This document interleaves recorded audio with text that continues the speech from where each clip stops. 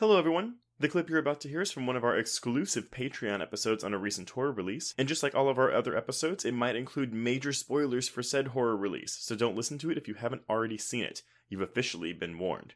And if you'd like to hear the full episode, just head on over to patreon.com/horrorqueers and subscribe today. Without further ado, here is your exclusive Patreon clip. I have a similar-ish issue with the Timmy storyline. You now. Okay. Well, only because it does like he gets a lot of time. Like he gets a really good moment in that confession scene, the two truths and a lie. It's real good.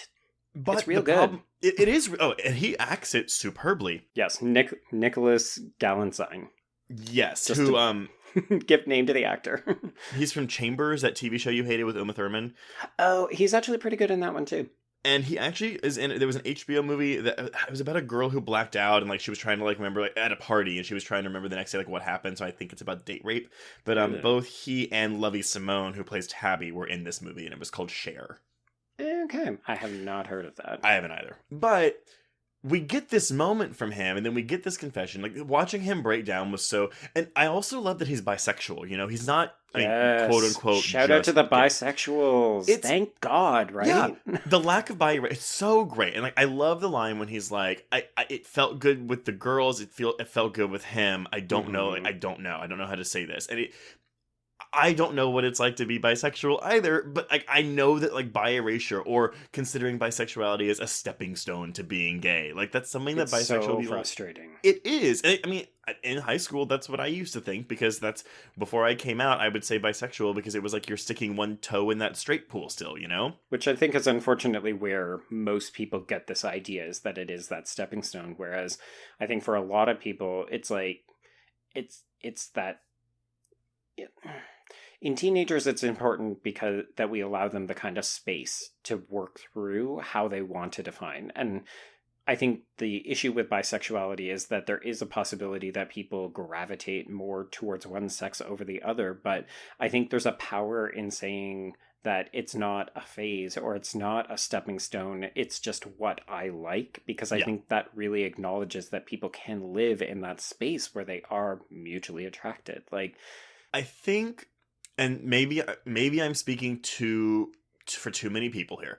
But we're doing a lot of that. No. Because there's a lot of biphobia within the queer community, especially. Like, I mean, obviously it exists outside of it too, but within the queer community. And in my experience, from what I have seen, and even based on my own personal like thoughts in the past and how I've reconciled with them, it almost seems like because a bisexual person can be in a straight passing relationship, that some queer people, some gay people... It usually is the gays. Almost hold it against them to be like... Because it's like, oh, well, I'm gay, I've gone through X amount of trauma because of it, and because you can be in a straight-passing relationship, and because I've mostly seen you in a straight-passing relationship as opposed to a homosexual relationship... Right. I resent you for that. That and again, that is my one generalization for the night, but like, that's where I think it comes from, or at least partially... And it's not fair. No, it's still shitty. Yeah. I mean, to have a character in this major motion picture that should have gone to theaters. And maybe would have.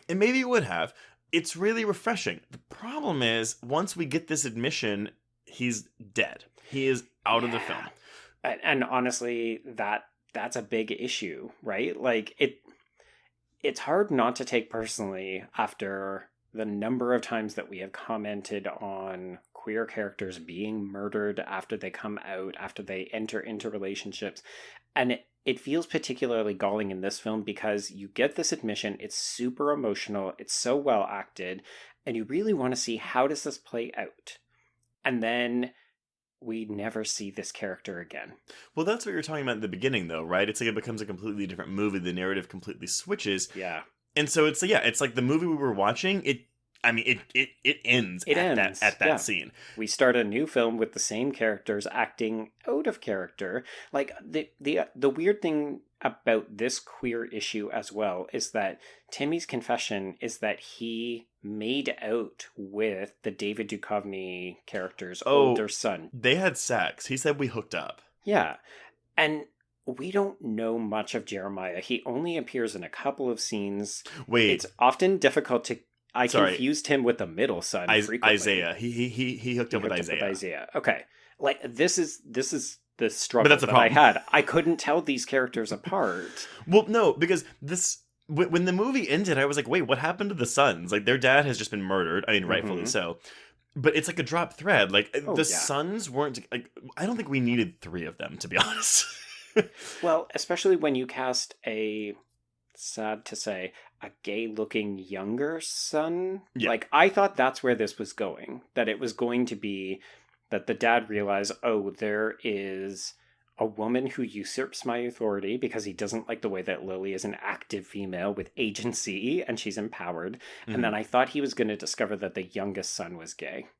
Because there's all these repeated inferences where it looks like Abe, that's the youngest son, is associating or interested in the life of Lily and the girls.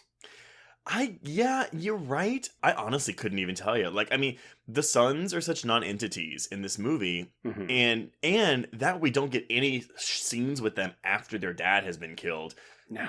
Like, so are Helen and Lily just like still living in that house? Did they with the sons? Did she adopt them? Did they move out? Like, what? I mean, they weren't married. She just moved in with them, so she is like not their mom. So they're going into foster care. The ending is so fucking bad.